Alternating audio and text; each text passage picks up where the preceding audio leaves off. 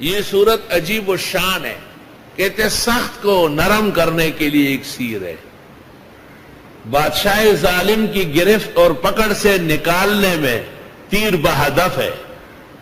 لاعلاج بیماریوں کے لیے شفائے عظیم ہے. اور دشمنوں کے سر کو نیچے کرنے کے لیے تلوار الہی ہے. اور اتنے فضائل و مناقب ہے کہ علماء کہتے مت بیان کرو. لوگ اور صورتیں چھوڑ کر اسی کے وظیفے کریں گے.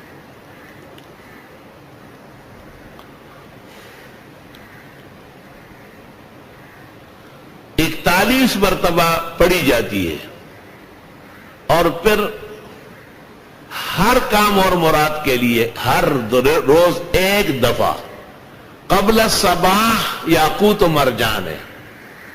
بعد الصباح ذهب اور فضہ ہے.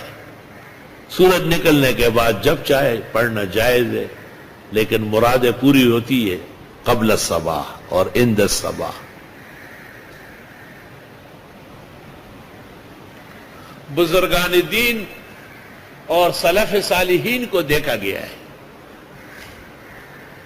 کہ جب کسی کے بیمار ہونے کا سنتے ہیں اور یہ بھی خیال میں آتا ہے کہ بھئی اب کافی وقت ہو رہا ہے یا پریشانی بڑھ رہی ہے، تو فجر کی نماز میں سے امام صاحب یا وہاں کا کوئی ذمہ دار اعلان کر لیتا ہے کہ فلاں کے گھر جا کے سورہ تغابن پڑھنی.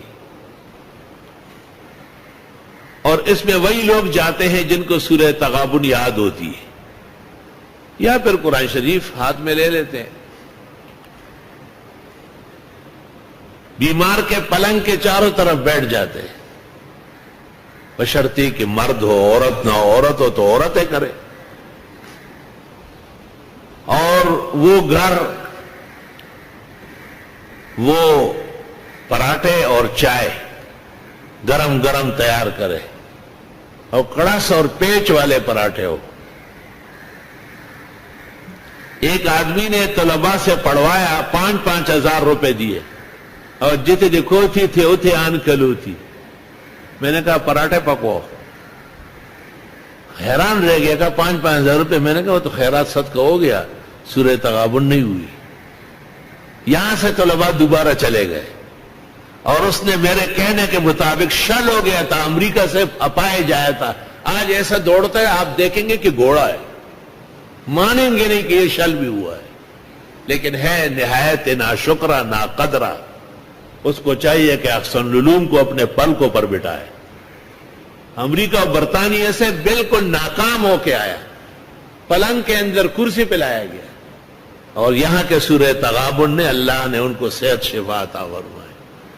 گفتائے او گفتائے اللہ بود او گرچہ از حلقوم عبداللہ بود.